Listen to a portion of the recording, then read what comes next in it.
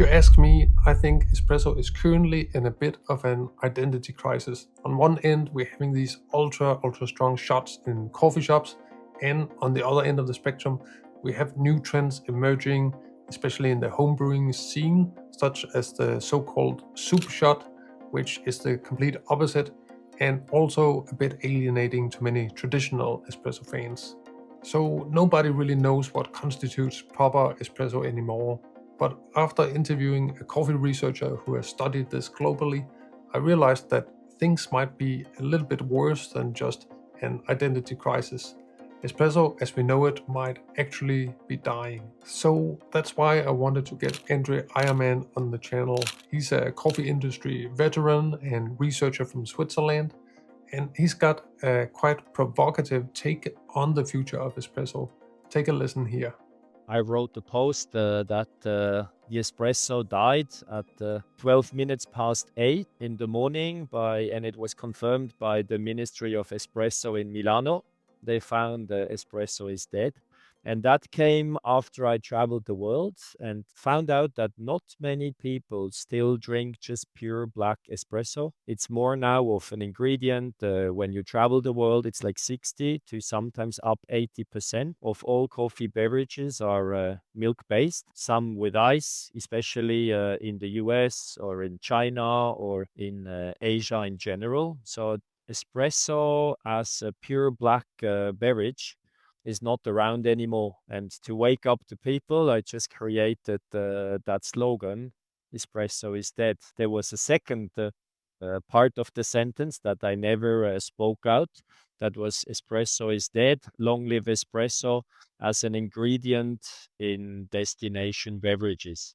And André is not being dramatic. He has actually been studying espresso all over the world and measured the TDS of more than 1,000 shots in over 50 countries, so he knows what he's talking about. I now did the keynote speech at the Zurich University of Applied Science, and I talked about the evolution of modern espresso. And when I started that keynote speech, I asked all the participants to put their hands up.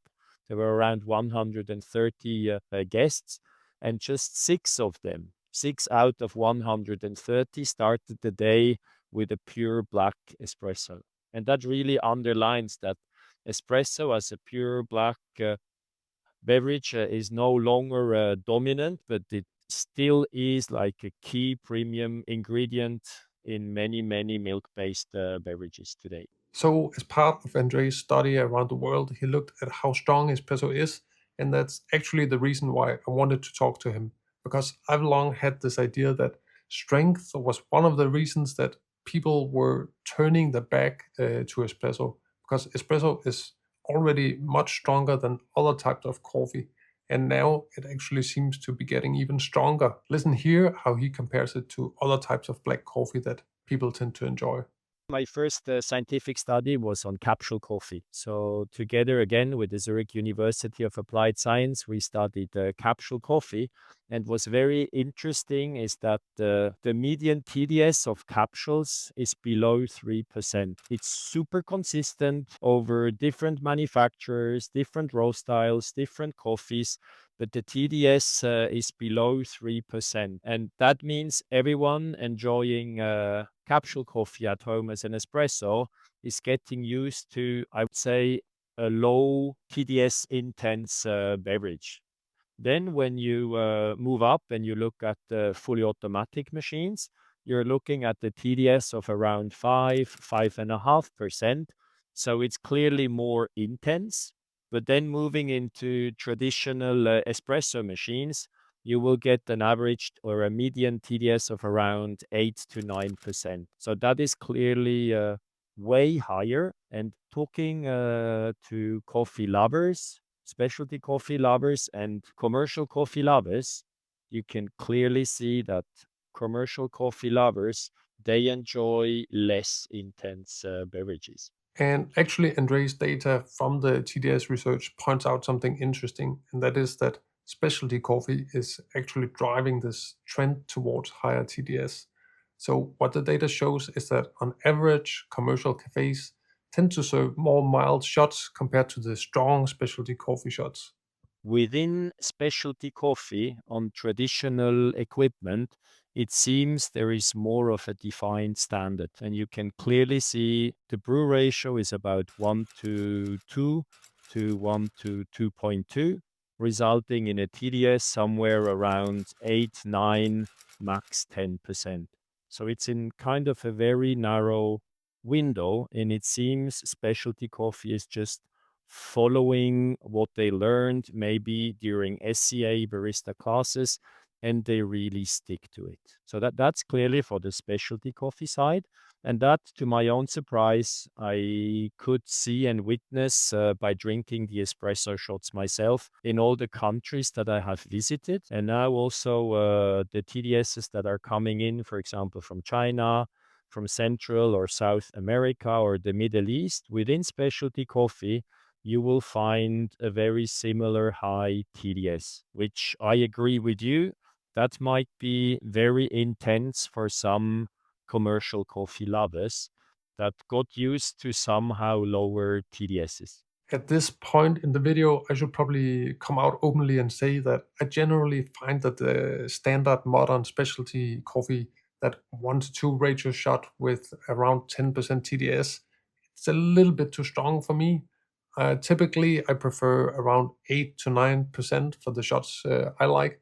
So I asked André if he could also take off his researcher hat for a moment and what kind of shots he actually liked for himself. When I was founding a coffee academy in Switzerland and customers were coming in, when it was clear they're specialty coffee people, I knew I can serve them a 1 to 2 brew ratio espresso. They're used to it, they will like it, and everyone was happy.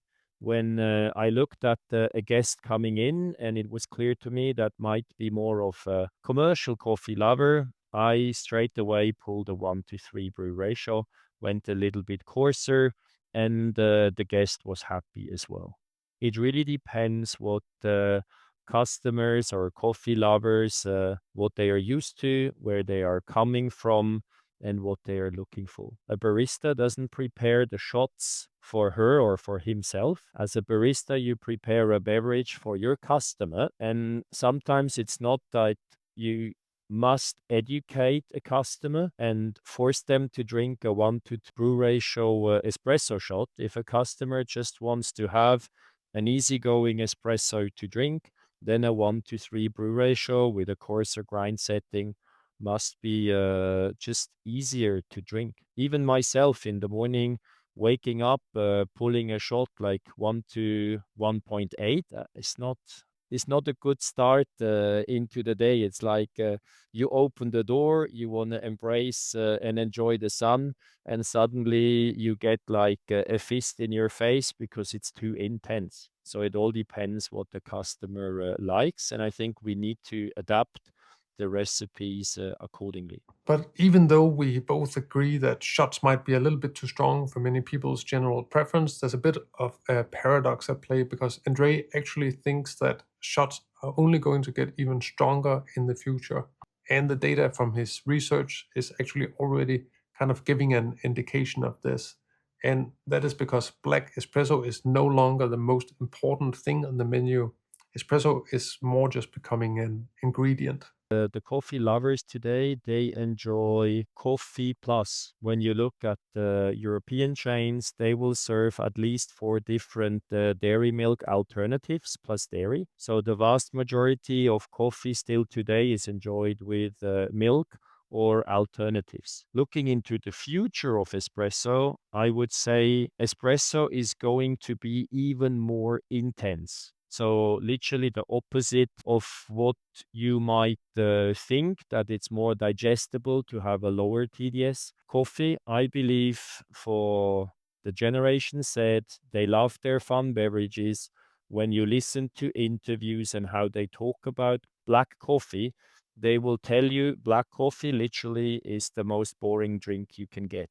60 to 65% of the drinks that I found in modern coffee shops are iced coffees, so cold coffee. And so that's the majority. And the minority are the hot coffees. So there already, we all need to change the way we think. And when you look, for example, at China, I would say 80 to 90% of the beverages are iced, and 80 to 90% will be with milk. Looking at the US, it's very clear. You can look, for example, at the annual report of Starbucks. They're good at it, reporting how much of their beverages were coming from the cold or iced category. And there we also clearly see it's more than 70%. When I traveled for the first time to South Korea, that to me is like the land of the iced espresso in a size that normal coffee drinkers in Europe, they have no understanding why the iced Americano is that large. So that's why thinking about the beauty of black coffee, it's not personally, I love to drink black coffee. I literally only drink black coffee, only rarely taste a milk beverage or a signature drink. I'm really into black coffee. But numbers from around the world clearly show black coffee is not that looked or thought after that much anymore. So, espresso as we know it might be dying, and this is one of the reasons that I want to go on a bit of a pilgrim journey to the holy land of espresso, and that is, of course, Italy, both to experience it while traditional espresso culture still exists, but also to see if the Italians and the way they do things can give us any clues on how we can do it better in the future. I think they still drink the shots black. Cappuccino is only one time a day before 11 a.m. But are things also changing over there? So by the time you are watching this, I'll probably already be on the ground in Italy sipping a lot of different shots. So make sure to press that little button down below if you don't want to miss out the next chapter of this video. That's it for today. I'll see you in another coffee video very soon.